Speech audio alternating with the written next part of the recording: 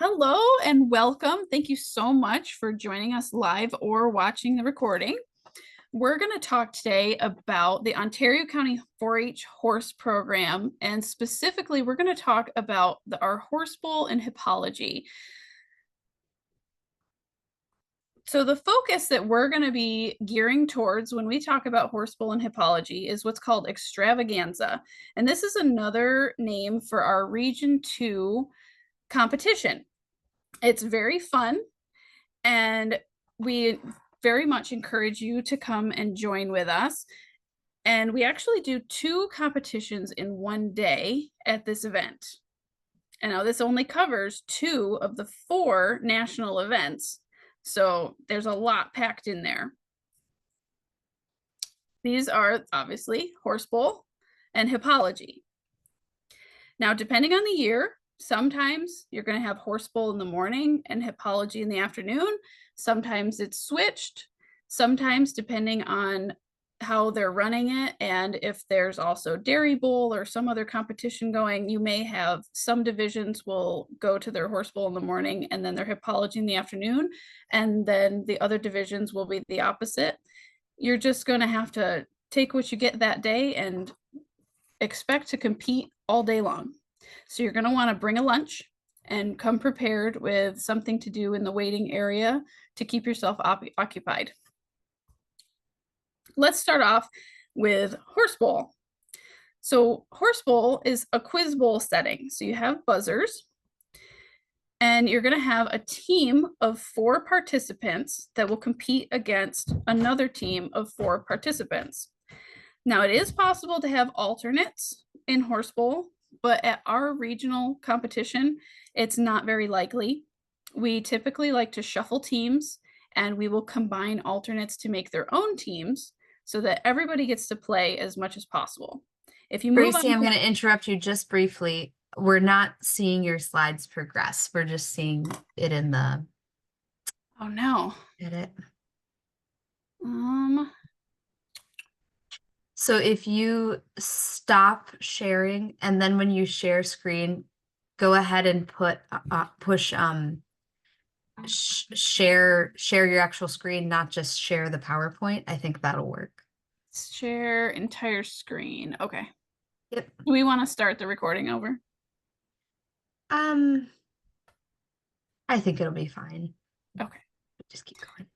All right. Let me see if I can. There we go. Now you're good. Okay. Let me go to. Did you see this slide? We did not. Okay. So this is the extravaganza slide.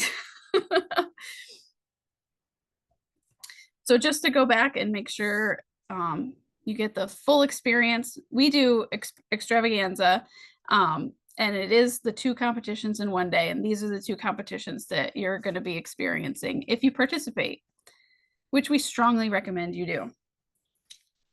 So as far as horse bowl is concerned, like I said, it's a quiz bowl setting. So you're going to have a buzzer, and you'll have the teams that are 4 on each side.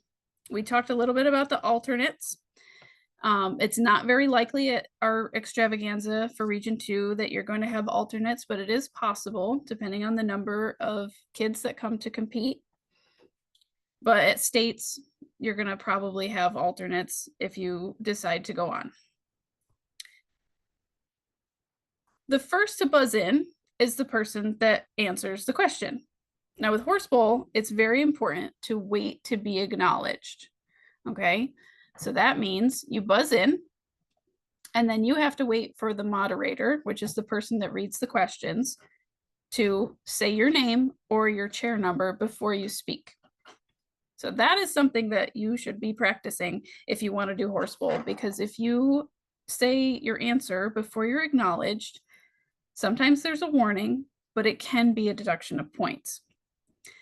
Another thing to consider with horse bowl is when you're buzzing in, make sure you're pressing and holding the buzzer and not pulsing it, because there's a little computer in there that will decide who buzzed in first, and you will lose your spot in the line if you release the buzzer. So press and hold and wait to be called on. There's 2 phases in horse bowl. they always start off with the one-on-one phase. Okay. This is where just chair one and just chair one on either team are eligible to answer the question. And then it'll move down to chair two, and then it'll move down to chair three and chair four. So you're only up against one other person when it's your turn to buzz in. And again, you have to wait to be acknowledged, and you have to be sitting in the chair that the moderator calls when they ask the question. And then they move on to the open questions, which everybody is eligible to answer. Sometimes you're going to see alternates switched out in between these two phases. So if there is an alternate, this is the time that they're going to be put in. Someone will get taken out and someone will get put in. You'll have 5 seconds to buzz in after the answer is completed by the moderator. And then once you're acknowledged, you'll have 5 seconds to start your answer.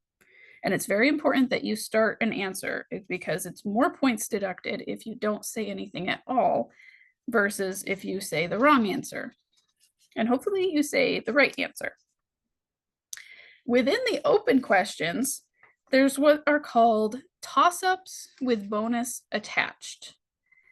So this gives an entirely new level of play. These questions are typically a little harder, or they're going to need multiple answers. If your team answers this question correctly, then you're eligible to answer a bonus question, which are worth 3 points and can really affect your team score and put you guys onto more matches and further towards winning.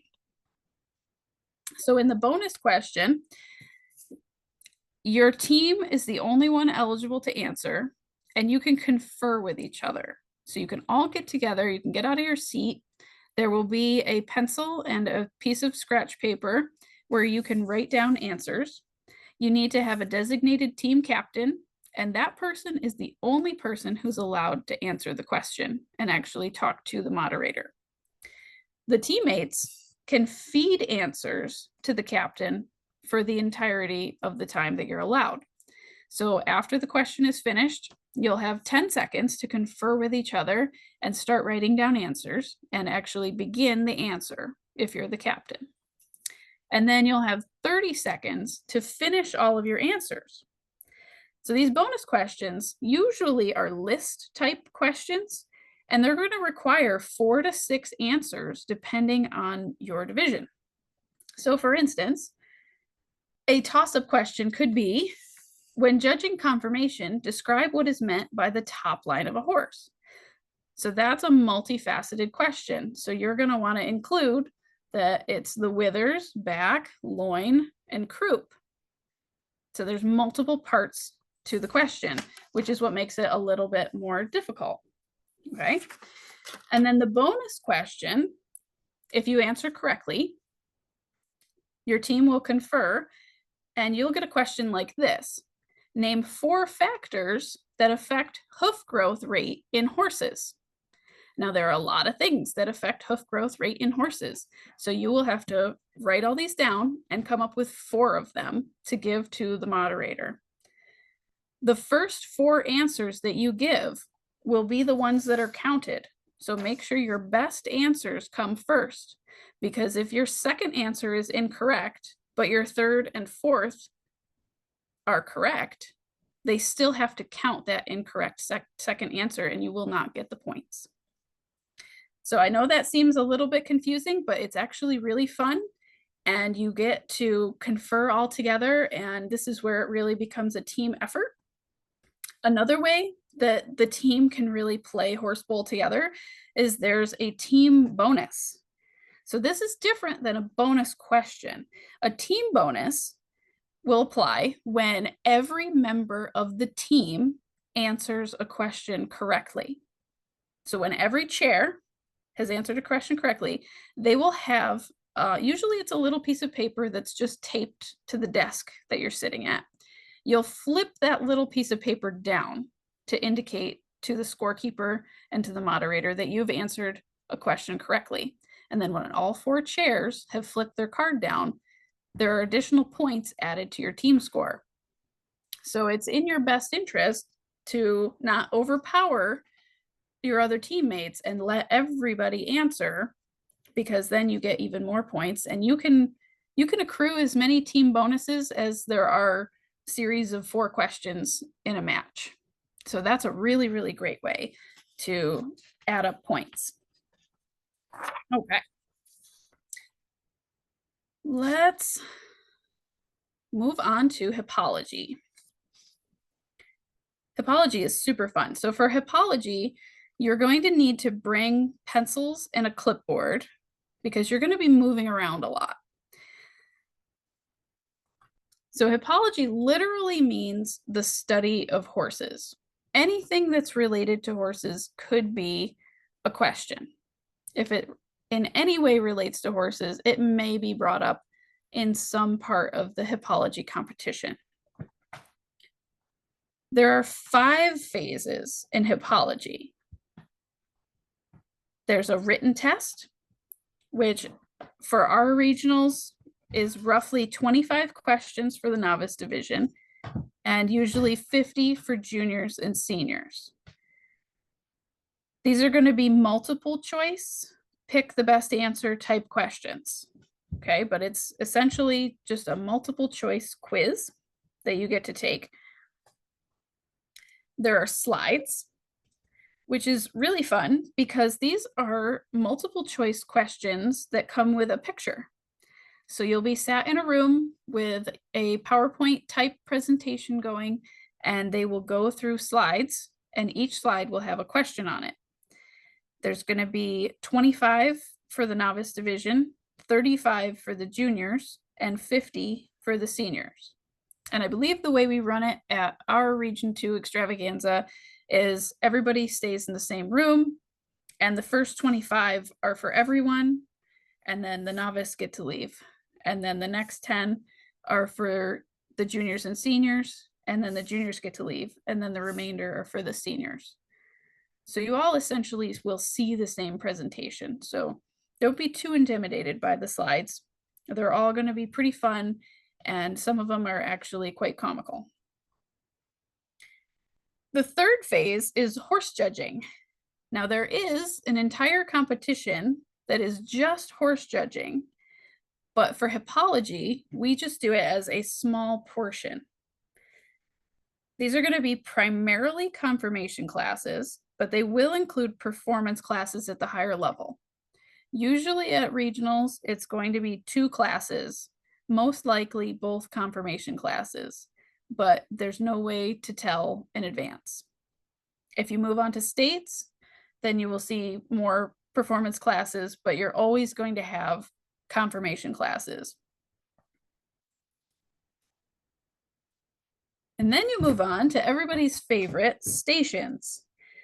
So this is where there are multiple tables set up, usually with real life things. There will be either a table of grooming tools, or there will be a skeletonized leg with little tags on it. There will be tack. There will be all sorts of things. Anything you can think of could come up on a station, and you'll have to interact with it, usually 10 questions per station. And these are going to be multiple choice answers as well. You'll have, I believe, 2 minutes at each station, although depending on the level, please correct me if I'm wrong. They may have more or less because of the amount of questions for like novice, because novice don't go on to states. But you'll be able to interact with whatever items are on the table. You'll only have 10 questions to answer, and it's a ton of fun because you get to see really fun stuff that you may not see anywhere else. And then the final phase are the team problems. So there are 2 types of team problems. There's prepared and extemporaneous. So in the novice, which the novice only compete at the regionals, so this will be something that we'll deal with at our extravaganza, they won't usually do any team problems. And if they do, it'll just be for practice and for fun. The juniors will generally do a practice prepared team problem. So the prepared team problem, you get an issue or a question from the judge, and then you have a certain amount of time to confer with your team and come up with a short presentation, usually about 5 minutes, that includes an introduction and conclusion that answers the judge's question of whatever issue they're trying to solve or whatever type of information they're looking for. Okay, so the juniors will do a practice one, and it doesn't count towards your team score until you get to states. The seniors will do a prepared team problem, and that will count towards the score, and they will do a practice extemporaneous. So the extemporaneous is very similar to the prepared team problem, but you get a lot less time to figure it out and to prepare. You still should have an introduction and conclusion, but you essentially look at your teammates, and hopefully you know them well enough to say, you know about this part of this subject, and you know about that part of the subject. I'll do the introduction and conclusion. Let's talk. And then you just go into it and you give your presentation. Whereas with the prepared team problem, you can kind of give each other information or like 3 things that you want to say, and as you're part of that presentation. So it's just much quicker. Nothing to be worried about. The judges are all very, very friendly. All right, now if you don't want to compete, that is not a big deal. We still have a program that runs year-round, and meetings are open to everyone who's interested. This is an excellent way to gain knowledge about horses, especially if you're horse crazy like every other person that comes. And it's a great way to get a better understanding for everybody. Everybody is always welcome at these meetings. We emphasize safety for sure. And one of the best things that we do is we expose you to experts in their fields. I like to pull in people from all over with a wide range of experience and expertise and get them to come and teach the group.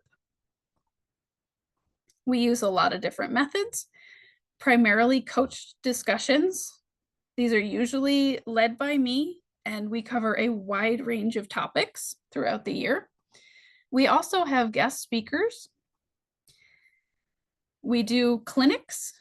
These are primarily during warmer weather, but we will host clinics that everybody is welcome to come, and occasionally field trips where we can go on farm and learn about something with real live horses. We will do buzzer practices if there's enough interest. So you tell me if you would like to do more buzzer practices, and that's something that we can set up. And we do a lot of team building and even peer taught classes. One of my favorite things is figuring out when a youth really is fascinated with something, and then I let them run and I let them teach everybody involved about whatever that thing is that they're passionate about. The best teachers are the ones who are passionate about what they're learning. We really do have a ton of fun, and we cover a lot of scope within the horse industry. There's a huge range of things that we do. If you're interested in real life things or hands-on or even dissections, this program is a great addition to your learning. We're very active. We have a huge focus on growing and educating, and it is my priority to set a strong foundation for the future of our youth. And I like to end on this. It is up to you to learn. No one can really teach you anything, but we can provide opportunities for you to learn. If you have any questions, please reach out to Sarah, or I'm happy to answer some myself. We will be having more meetings throughout the rest of the year, and those should be popping up in your inbox. Thank you all for coming. I appreciate it.